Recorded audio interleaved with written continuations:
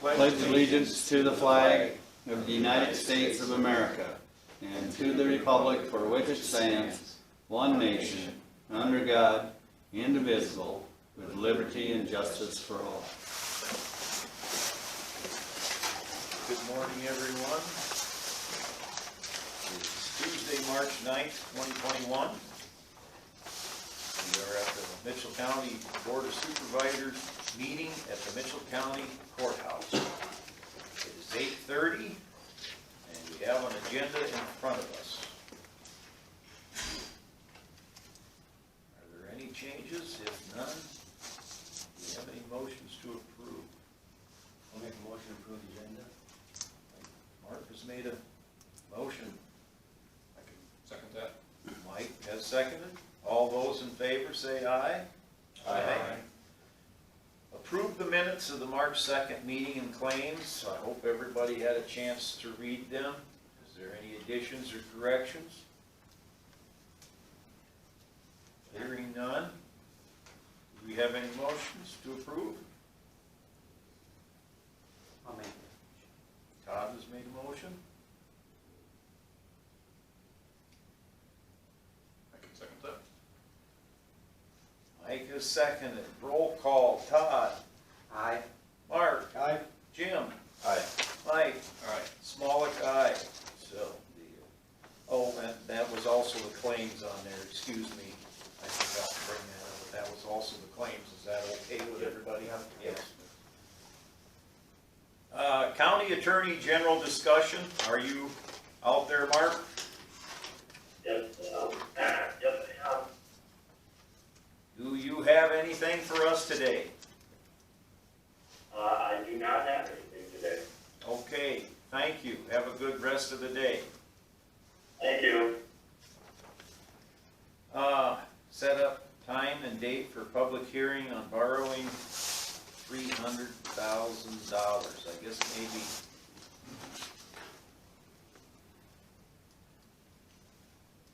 That's for the conservation loan. Okay, I think what Mark had talked about too was doing it for the 23rd. That March. gives us enough time to publish it. March 23rd then. Do we have to have a motion on that? I would think so.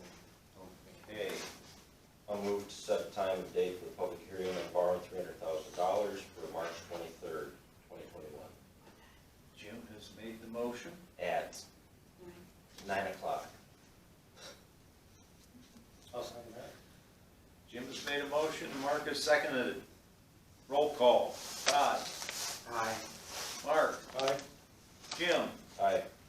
Mike. Aye. Smolik, aye. So, there it is. That has been approved. This is Mark. I actually provided Rachel with a resolution. And so you're going to have it at 9 o'clock, correct? Yes. Yes. Okay. Just, if someone could just move to approve resolution number, I don't know whichever one we're on, just so we got all the language in the resolution to make everything legal. Okay. Just amend the motion I made then, or just So interject? you can just do a motion to approve resolution, which sets the time and place for hearing. Okay. Okay, do we have that resolution number, Rachel? No, I'll get it when I go upstairs. So we'll just leave this as 8. Yeah. Well, he wants us to make a motion. Right, we're gonna make, okay, I'll move to set a time and date for the public hearing on borrowing $300,000 on the resolution to that be states determined, as such, number to be determined. for the number to be determined. Okay, Jim has made the motion, I'll second that. Todd the second. Roll call, Todd, Aye. Mark, Aye. Jim, Aye. Mike. Aye. Smolik, aye. So, for resolution number to be determined.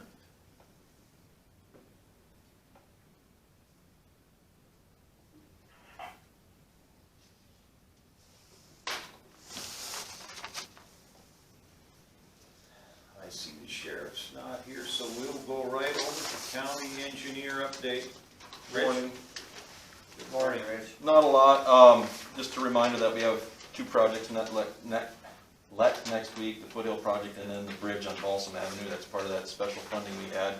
That bridge is tied with the Worth County Bridge, so we'll see how our numbers come in on bridges. I know that the talk is, and I think I mentioned the last week, the talk is bridges are getting more expensive this year, so we'll see what happens with the workload that's out there. And the caveat, like I said, is the PC paving is looking to be a little bit more competitive, so we'll see how those numbers work next week. Tuesday is the letting. So the other thing is that we've had communication with the contractor on the Bailey Bridge. We don't have any indication of a timeline yet. It's early, it's March, so they're probably not doing much scheduling yet, but they have submitted some of their preliminary shop drawings and whatnot for that bridge construction that's gonna take place whenever they decide to have a pre-con with us and give us a schedule. So, one other thing, the legislature last year, probably about a year ago, changed the requirements on a hay and straw transportation. We used to just have a permit for hauling hay and straw. They've increased some widths and heights for those types of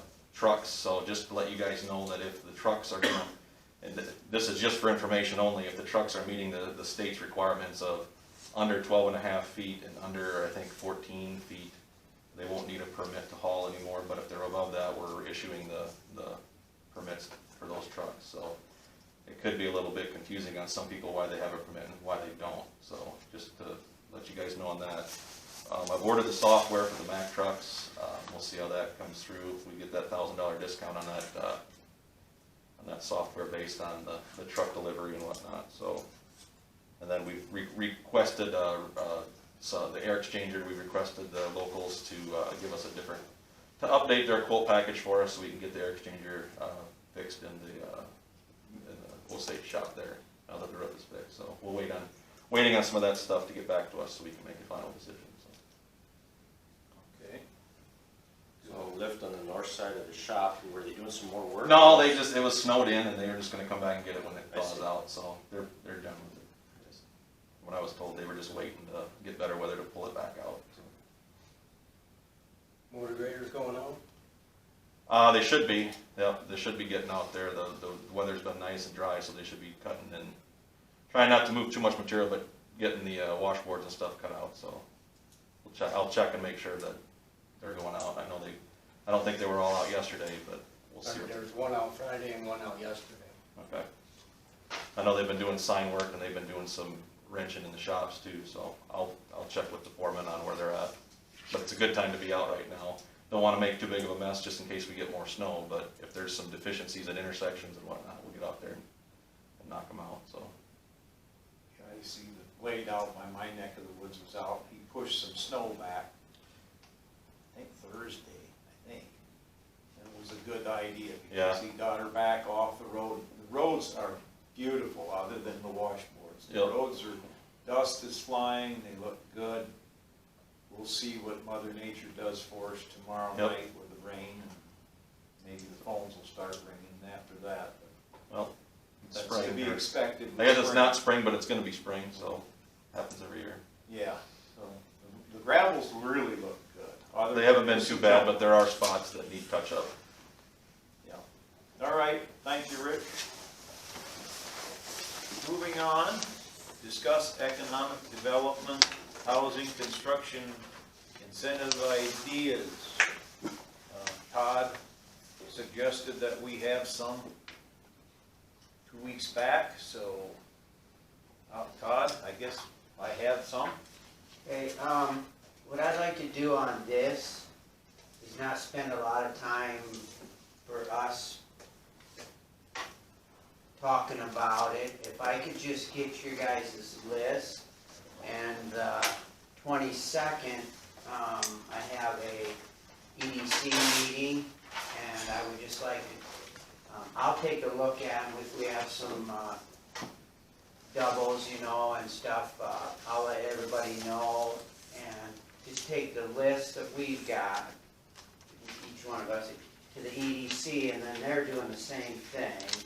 And then we'll just kind of sit down with, I will, with the EDC, and then keep you guys informed on what action, how they feel and what their list is. That way, I mean, I don't feel we need to, because it'll be kind of the EDC's final decision, but I will also be there to help make decisions and bring them back to you guys, so, rather than spending a lot of time out here and we'll wait till that meeting, so.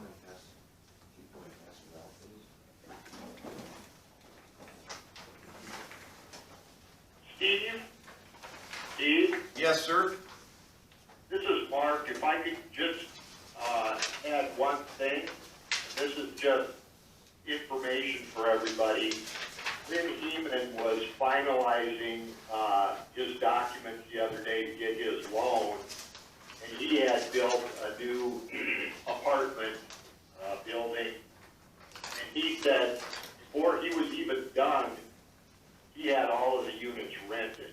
So I don't know, that has nothing to do kind of with housing, but I'm just saying as far as rentals, there's obviously a shortage in Mitchell County, so I would encourage, I know that some of the board members aren't in favor of the housing incentives, but at least for rentals, I would ask that, you consider that, because I definitely think there's a need for more rental units in Mitchell County. He wanted me to tell you that they were rented before they were even finished. So that's it. Okay, thank you. Thanks. So, that's all then we needed on this then, we'll move on. Yeah, just so I could get sometime before we leave today, get everybody what they decided, and I'll put them in my folder and take it to the meeting on the 22nd. And then, like next day, the 23rd, we have a Board of Supervisors meeting. I should have good ideas on what both groups have kind of put out there, so. Jim, you have anything to add? Nope. All right. My ideas are on the sheet, so. Okay, we will move on. Presentation from Healthy Harvest and Sylvia. Yeah, is Jill or Susan on the line?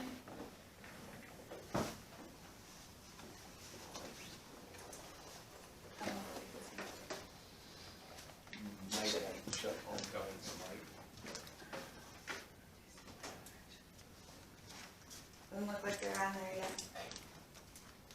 Told them it would be closer to 9 because normally our meetings are going a little longer. Oh, so we could move on with the rest of the meeting Yeah. and then come back to this? Yeah, All right, well, let's that do works.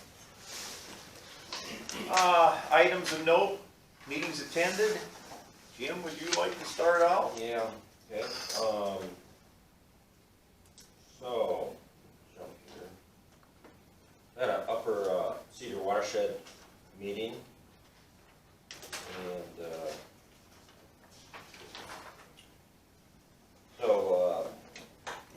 there's a guy by the name of Andrew Dunham, and I have his contact information for anybody that chooses to contact him. And some of this, Steve, you talked about, I think, maybe it was a WAPC, or a WAPC meeting. He does, he looks at tile lines as far as root infiltration. Says that a lot of times it's cottonwood trees or willow trees that do most of the damage. And he's looking for farmers that would be willing to let him look at their tile lines. He's doing some studies as far as how to prevent some of this. One of the ideas is to apply CRC strips to buffer between trees and crops, and the farmers get CRC payments for that. Jim, is that the fellow that runs that snake up the tile Yeah. with the camera? Yeah. Yes. Okay. Very interesting. I thought at an earlier meeting before as supervisor, you said something like that. So, yeah. So he said it needs to be a 4-inch tile for it to work for him. But anyway, he likes to, if anybody wants to, I'll give somebody his phone number if they are interested in participating with him. So, and then the guy that was talking to us about the Shell Rock watershed, he was also there. He talked about watersheds that are listed on the DNR website. all of them are there. Then there's this young lady by the name of Brianna Shea, and she talked about a lot of the stream sensors that are across the state of Iowa. There's 300 locations that are across the state that have these stream sensors, and there are 35 new ones that were put in last year. And again, I have links to maps that people, if they're interested in them. A lot of these maps have to do with flood inundation maps in regards to flood level of a river, how much it's going to actually flood beyond the banks.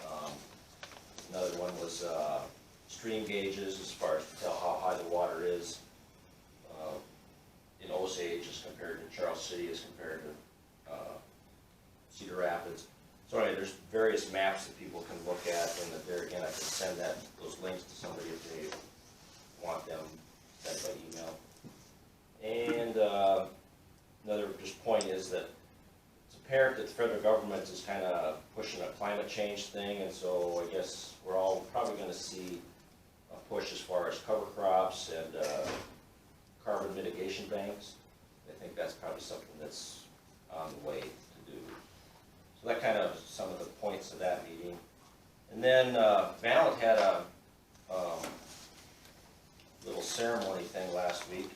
Todd had an engaged appointment that he couldn't make that meeting, so since that's in my district, I went out there. And what they've got going on is there's a product. It's the 50th anniversary of this product. It's called Dipel, and what it is they take this bacteria out of silkworms. This Japanese engineer discovered this in 1902, so it's been 50 years since they found this out. And that bacteria will kill caterpillars, and so it's not chemical, it's biological insecticide. And you can use it for crops, ornamental stuff, retail garden and landscape applications. And once it goes on the leaf, once it dries, it's rain fast, it doesn't get washed off. So the mayor was out there and took a picture, and there was a little presentation. I just wanted to make sure that we were represented as far as we would like that balance is here. And just thought it was important that the supervisor show support also. So that was my meetings. I got a question on your, the guy that does the camera and the tiles. Okay. Is there a charge for that? I don't think so. No. No, he did it, just did it for free, and he would run that chute or that camera up. I think he could only go like a quarter mile or something. Yeah, I was 200 feet, but that seems like that's really not very far. Maybe it was 200 foot, but he went up another guy's tile. They did do it a quarter mile. Seemed like they dug in, but they found the bad spot, which you were right. It was cottonwood roots that had the tile plugged, and it really showed the mass how tree roots could fill a tile. I mean, completely blocked it. Okay. I mean, I got tile lines going through, and it'd be interesting to see what it looks like. Out on the farm? Yeah. Yeah, you have them willow trees growing along the river there. That might be a good place for him to try it out. So what he wants to do is find locations that he can do his research. And so I've got a phone number for anybody that's on the camera that also, I mean, it's, so. Okay. Yep. Thank you. He's very intelligent and he's easy to understand. Yeah, it was. Yep. Okay, well, I had Floyd Mitchell Chickasaw landfill meeting, March 2nd. Call to order, roll call. Started out with new business. First to discuss was the hiring of a director and an assistant director. They had 7 applications and they picked Christian Fox as the director and Tyler Wright as the assistant. And this was approved. They are both in-house, by the way. They are employees out of the landfill, so they kept people in-house, so they have an idea as to what's going on. They've been employees for quite some time. The second thing that was discussed was the salary and benefits of the new director and the assistant. I guess I will discuss that. Third thing discussed was the director to be on the finance committee and be able to sign checks for all banks. You know, they make the legal decisions financial-wise for the landfill, because I think Joe Volklander and Jerry Yorker are the two right now. Next discussed was director taking over the position of the secretary and treasurer as per the 28E agreement.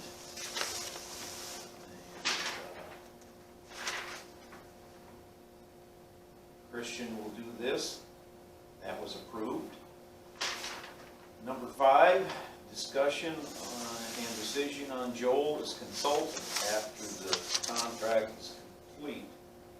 And it was discussed that Joel would be the consultant out at the landfill for March, April, and May. And then after that, he would be done, as being the consultant. This was voted on and approved. Old business, it was discussed that the director would get a cell phone, an email number, and a computer. And also that he would get the $35 stipend as each person gets for being on that board out there.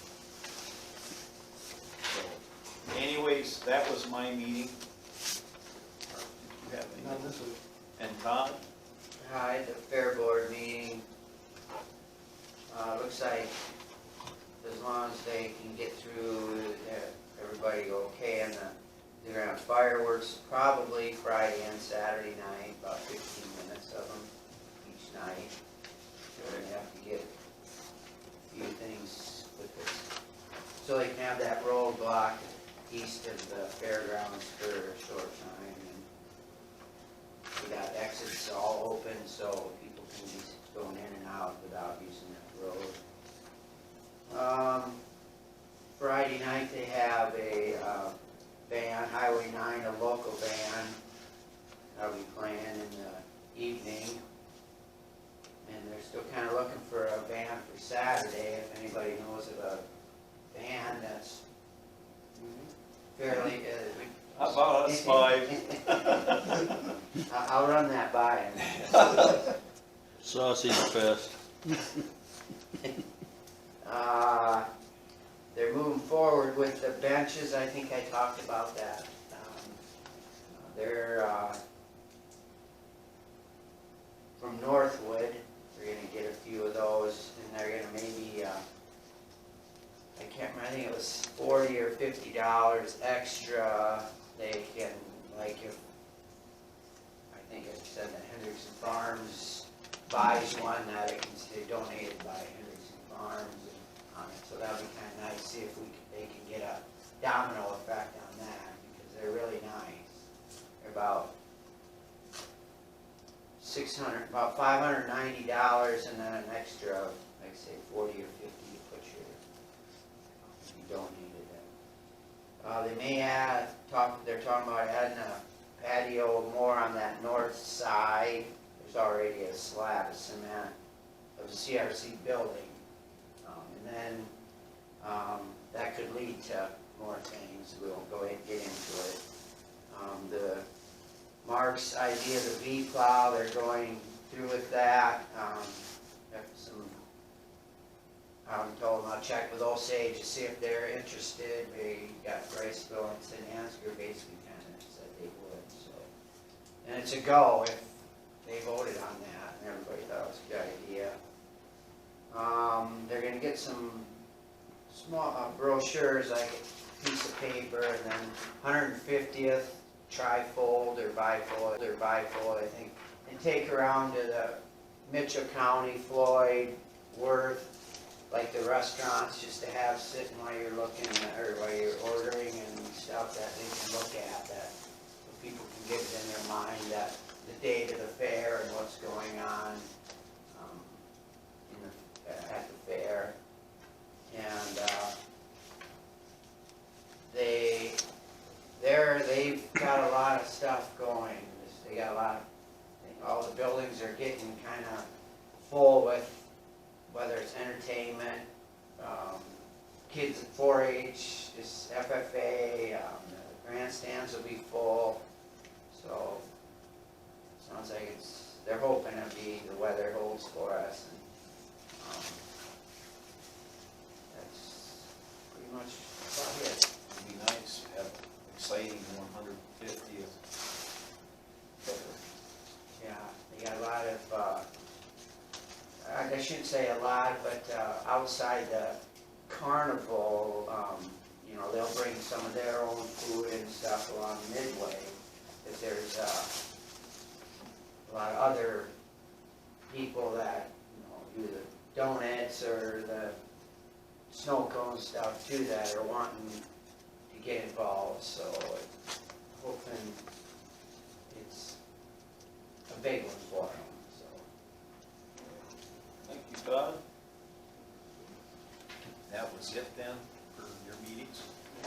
Mike, did you have any? I did have. Oh, okay. The other thing I just met with Dave for a while yesterday. Okay. Got Iowa one's coming to locate stuff. Go from there. Yeah, I heard that they're working on locating. Yeah, they're gonna be here today or tomorrow to locate, I guess. Susan's on the line now. Okay, we will let her have the floor. Susan, you're up.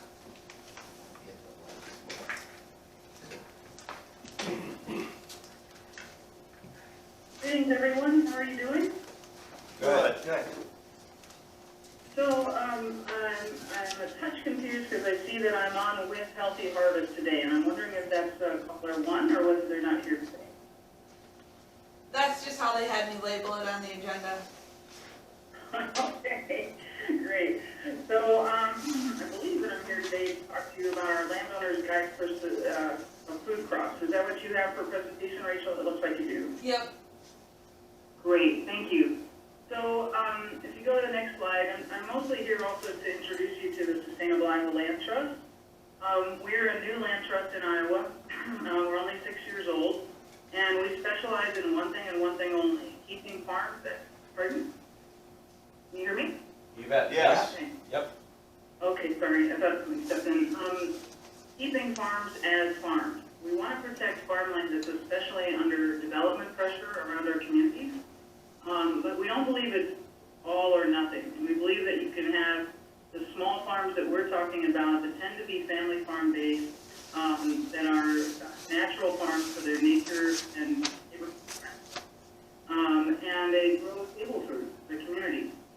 So specialty crops, maybe managed grazing in a way that works well with the neighbors, maybe in suburban houses, let's say. So far in 6 years, we've protected over 1,100 acres on 13 farms. And while that doesn't sound much when you're talking about commodity crops, it actually feeds up to 200 people per acre per year, the fruits and vegetables they need when we grow this kind of food on our land. So we think they have a place, these kind of farms, in the growing areas around all of our cities. And we've launched a Circle Cities campaign across Iowa with a pilot project started down in southeast Iowa just in the next week or so, to see if connecting the dots between the local food folks, the hunger advocates, and the landowners, all the electeds and their staff from different levels of government, to try to start paying attention to small pieces of land around growing cities we could permanently protect with a conservation easement. That's all voluntary by the landowner. So that as your city grows, you still have places in it that that grow food for the community. So if you could go to the next slide. So part of our effort is actually to help remind Iowans that their land really does grow stable food. And so So with the help of the Sustainable Ag Research and Education program from the USDA, we created this little booklet. We call it a landowner's guide because it's really not a farmer's guide. We're not trying to teach people how to farm in this book. We're just trying to introduce people who own and rural land to the notion that there are crops out there that they might want to experiment with. So next slide. I'm actually working off of your presentation, which is fun. And so the book is broken into different, very quick sections with vegetables and livestock, niche crops, and go ahead to the next. And this book is available online as well. Next slide.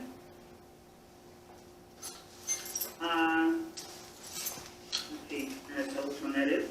And we, each page is broken into sections that show the picture of the crop, that shows a short description of it, that also shows kind of the cost and labor relative to other crops, or to it, other specialty crops.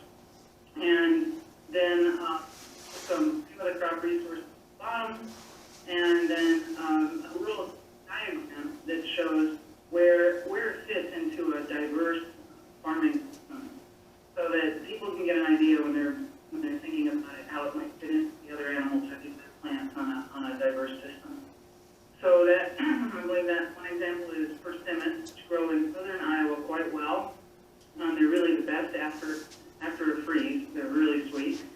We did try to catch crops that would grow in most of the state, but we try to warn people when they don't. And then the next slide should be, quickly pulling one up here for myself. The next one is honeyberries, which I grow myself, 150 of these. The biggest problem with honeyberries is, one, nobody knows what they are. Two, the birds get them. So, but these are 4 sets of landowners in the book for each of the sections.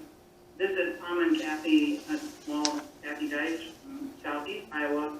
But we also have actually a big field day, a 1-hour virtual field day today at 1 o'clock with Vernon and Mary Zarodnik in central Iowa, Buffalo Ridge. And so you see that little burr between them, that's actually a chestnut burr. And they were doing about $7,000 per acre per year net on their farm. And their chestnuts are full bore right now. That's what they look like. They fall on the ground, they break open, and you pick up the nut inside. And apparently Eastern Europeans are crazy about chestnuts. So they get a lot of Bosnians and other folks that come down and just bring their families, and they have a great time and pick up hundreds of pounds of chestnuts at a time, and then pay Tom and Kathy for them. So it's a pretty cool system if you can come up with it. So we tell their story from when they started to where they are now, so that other landowners might imagine themselves doing the same thing. Next slide. And I'm trying to follow along. So then we have more resources in the back of the book. These have all been vetted by farmers in our circles, some very experienced people, also Iowa State and others, to make sure that they're legitimate, good resources. And online we have the links, so long as the web stays, they're all linked to their original sources. And then if you go to the next slide, you see that I've also invested in an interactive version online, and as well as being able to download the PDF. So we can send you guys extra copies of these books if you know people who might be interested. You send them the link to this page, which is the.org crop book. So anyway, the last slide is just questions, either about built or about the book. Anything I could answer some questions. I believe that you were speaking about economic development and housing. And one of the big things that we're involved in is aggregates, where these kind of farms are a perfect fit for a housing development that is place-based around an organic food farm, which a lot of millennials and other folks are very excited about buying houses in places like this now. And we're involved in one right now in Lynn County that's doing very well. If you just type in Dow's Farm, Lynn County, when you're at a computer, you'll find all the documents about it. But developers can get a 35% premium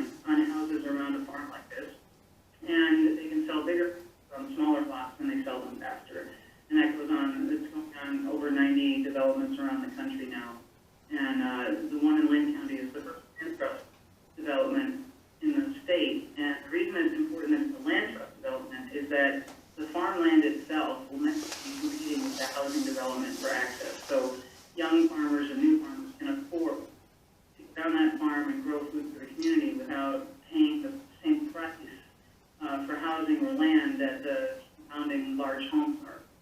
And that's the important thing there, so that we have another place for beginning farmers to get started and see a life in Iowa that is economically viable. I just want to throw that in there, because I saw something on your agenda about it. But, questions? I see it says that you're, you know, you have this booklet and you're talking with us and as far as to get your word out and stuff like that. Are there other ways that you're using to advertise yourself so people are aware of that you exist and what you're doing? Oh, absolutely. We have a very lively Facebook page. Our website we've invested very heavily in. And when it's not COVID, we're just about every conference we can get into, compete with anywhere we think it's going to be Iowa land.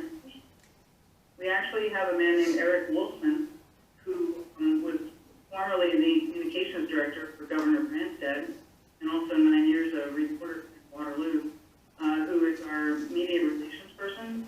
And I think it's partly his work that got me named as the 15th watch this year by the Des Moines Register. And we have, so we employ him to get us out into the papers and stuff. For example, one of our farms just sold for near half price to a young farm family just outside of Des Moines. So it's a farm that we have a conservation easement on, so we don't own the farm. It's just that the landowner agreed to receive the use of the farm in perpetuity to sustainable food production. And when he did that, it was a value farm, and he would have been eligible for up to 16 years and 100% deduction of his adjusted gross income at the federal level for the loss of the value.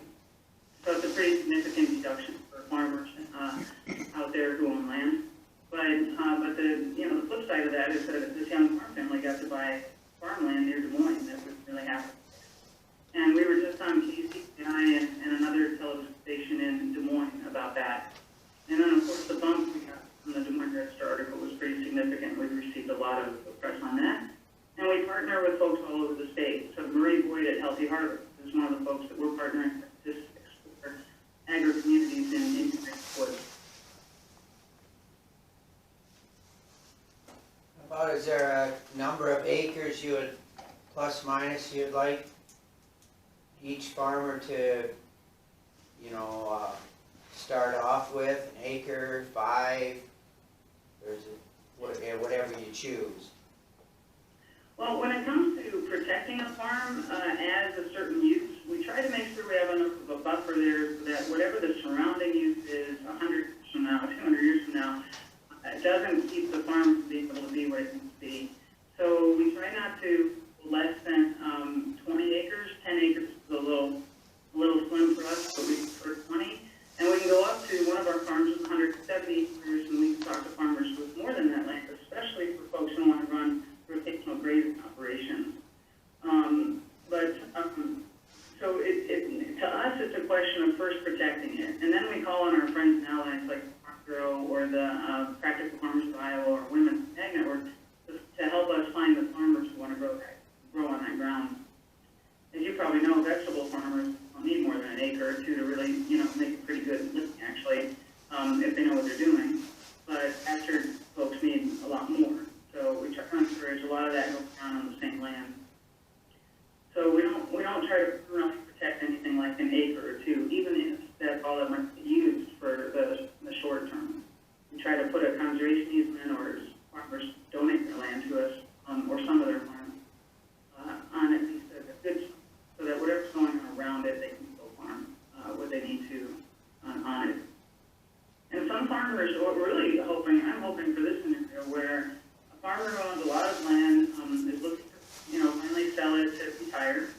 But there's someone in the family that doesn't want to see that farmstead go. The old home is still there and digging the well and all those things. And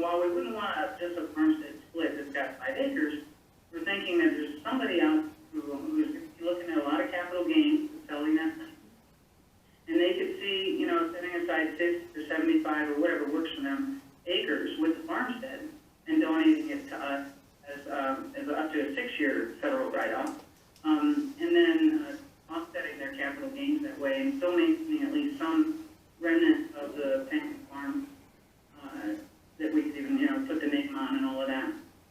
So we're wondering, if folks like people in those situations, that the kids have moved away and they don't care, we know there's plenty of folks that are waiting to cash out their land and leave it to their inheritance or whatever, and I get that.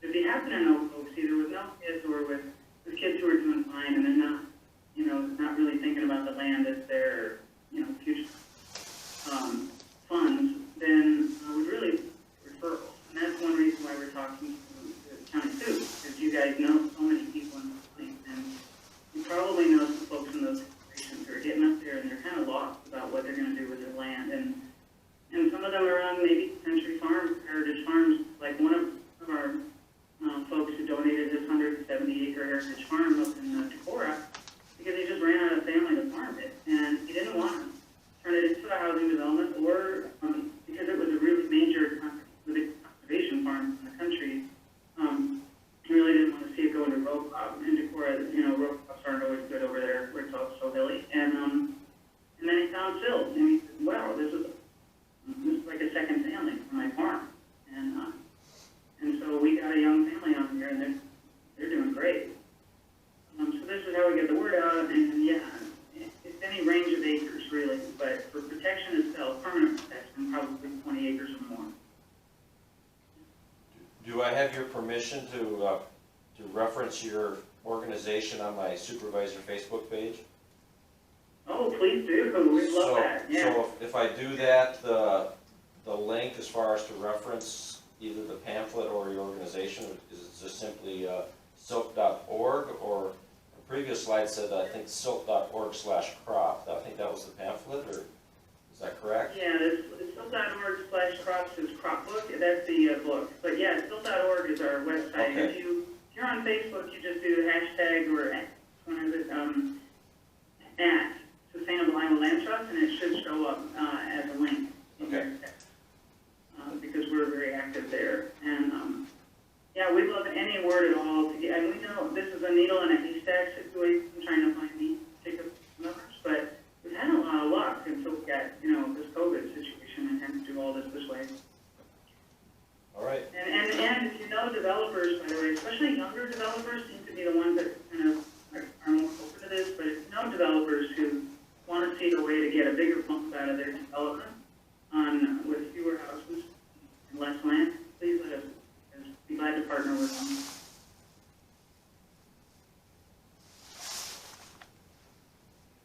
Okay, you will send us some literature and some guides then, so that we can have here at the courthouse? Absolutely. How many would you like us to send you? We can send you half a dozen, a dozen, more? What do you think, a dozen of them, Rachel? How about a dozen of them? And then if we Great. run out, we can always call you back. That's right, that's right. And like I said, it's also online for people who don't want to deal with the book. But you and me, we both love the paper, right? I prefer the paper. So, and maybe we'll see some of you at 1 o'clock today if you have time on our Buffalo Ridge Showcase Day. You'll see that at the Facebook page for Silk. Okay, Thank you so much, everyone. thank you, Susan. Thank you. Have a good one. Enjoy the weather. You too, thank you. Moving on, I see the sheriff is here. Do we have an update from the sheriff? I really don't have anything for you. Mike and I have been dealing with the little traffic issue in Stacyville, but I think we got that figured out. Good. I talked with that gentleman on the phone, he called me, and so I think we'll get that squared away. Other than that, if you have things for me, or people here have questions for me, I'll be happy to answer them. I have nothing, so I guess thank you, Sheriff. I don't see anybody else.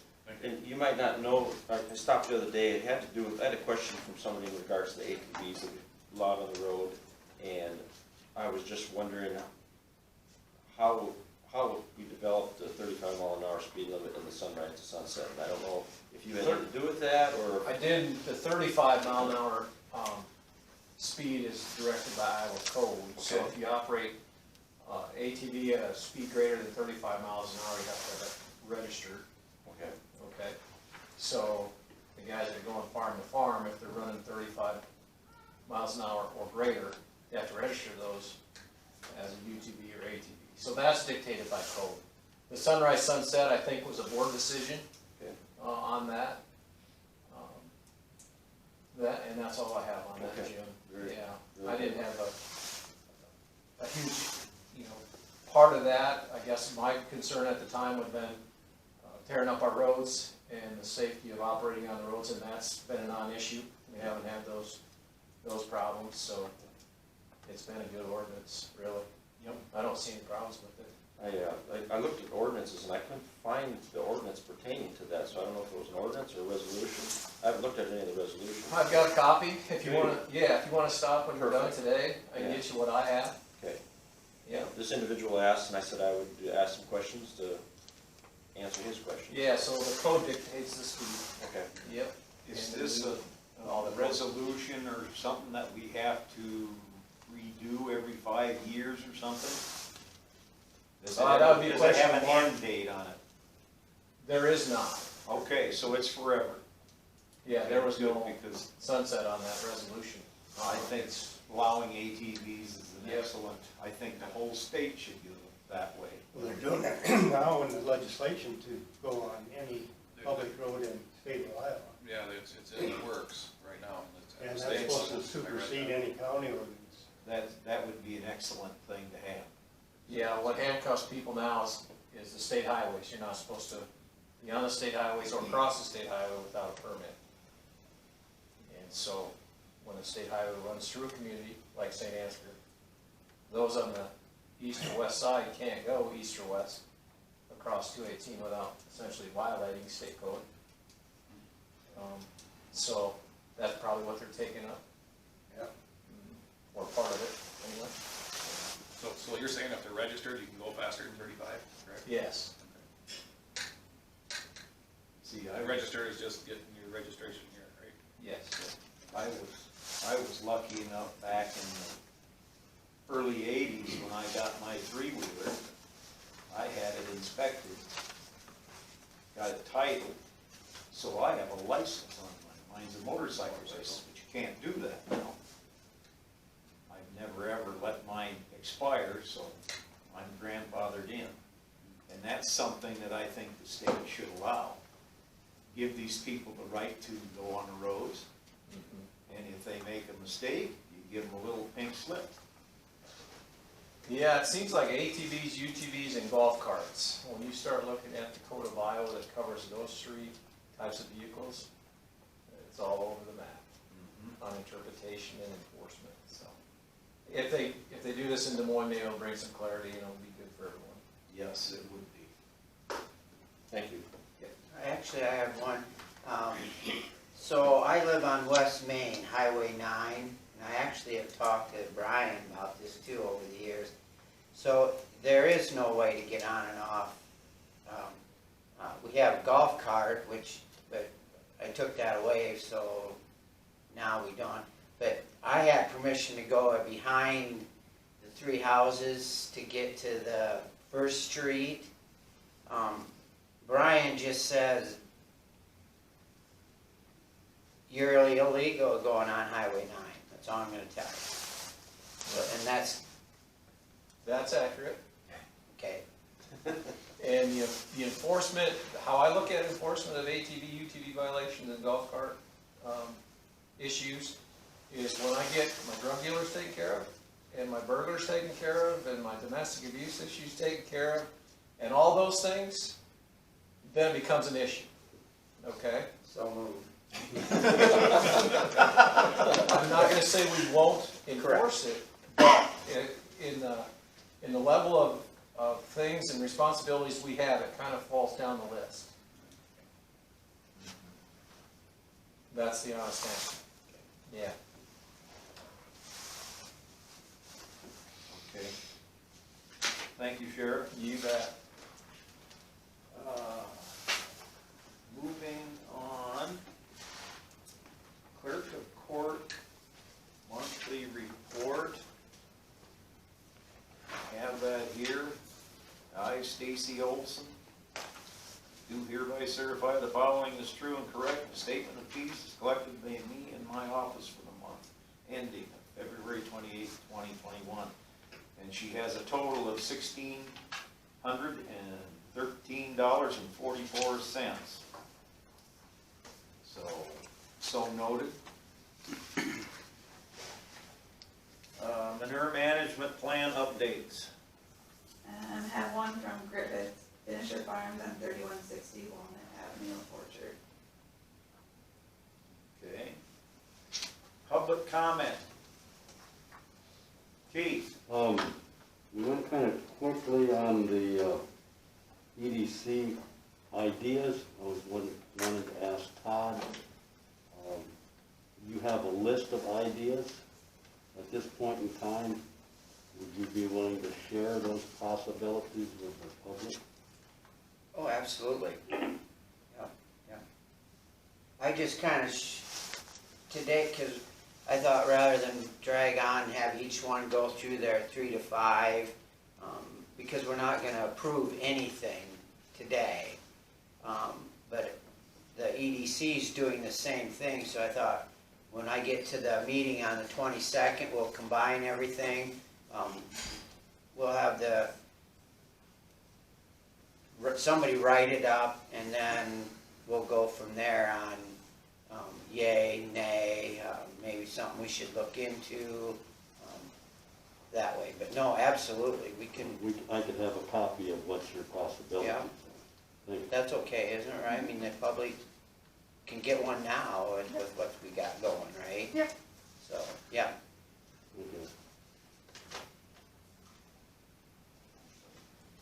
Okay. I'd like to, just add on what Keith said, and appreciate all you guys have to do with the housing. And just as a couple things, we're trying to start a development in St. Ansgar, working with the city and everything. Just like Mark said, we do have probably at least right now 4 to 6 people that would probably buy a lot today if they're available. We're not really sure exactly what's gonna happen. We've got a lot of things to work through, obviously for infrastructure and stuff. But also our school board meeting last night, it was kind of interesting. We were talking about, tax rates and for the school. And St. Ansgar School is in pretty good shape right now. Obviously, there's different, silos. The general fund is totally different than cash in hand. I'm sure you guys are all aware of that. But it was very interesting. We were talking about in 2 or 3 years, the tax rate, even after having a bond issue for a brand new elementary, we're probably looking at flattening or possibly even lowering taxes for the school. And the main reason of that is because we have such good valuation, good tax valuation. And we're real lucky in Mitchell County as a whole to, that we have had a lot of good growth both in industry and housing. And I know the biggest thing for you guys to figure out and EDC to figure out is how to make it fair and equitable. And I would just, my 2 cents is, as a business owner, school board, EDC member, that anything you can tie to assessed value, is a little more black and white. And if you cap that at something, which I wouldn't disagree with, if somebody decides to build for more than that, they can build for more than that. If they build for less, they kind of get equitable, kind of like the city does for tax abatements on the first 75,000. But I do want to make sure that we are trying to encourage, high-end building too, because that is a lot faster return on your investment. Kind of like a business, there's a big business that we're trying to incentivize. We want those big businesses in town to a degree. I mean, there's only so much we can handle for growth. But I also think that we do need to look at those higher end housing, again, not to make them get any more. Maybe the program in the past kind of tended to go that way. But if somebody's building a $150,000 house, which I don't know how you can, or a $350,000 house, those people are probably gonna build somewhere anyway. And so why don't we want them to build in Mitchell County? So I think I don't envy you guys' job of trying to figure out how to make something work. I hope you guys can make something work sooner than later. Might be a hybrid or 2 or 3 different programs. But as a developer, there's a lot of people, the first question people ask when they call about a lot, 1, is it ready to build right away? And 2, do you know what the county's gonna do? So hopefully we'll know that sooner than later. If it's nothing, it's nothing. If it's something, that'd be great. So that's my 2 cents. If perhaps, can one of your EDC members come to one of ours? Or is there already one on there that's, Sam Weimer's on. okay, that's, And then Randy Marks is kind of, okay. not our official spokesperson, he's who we talk to, him and Sam, but we, So, yeah, between those two guys, we Yep. will stay in touch and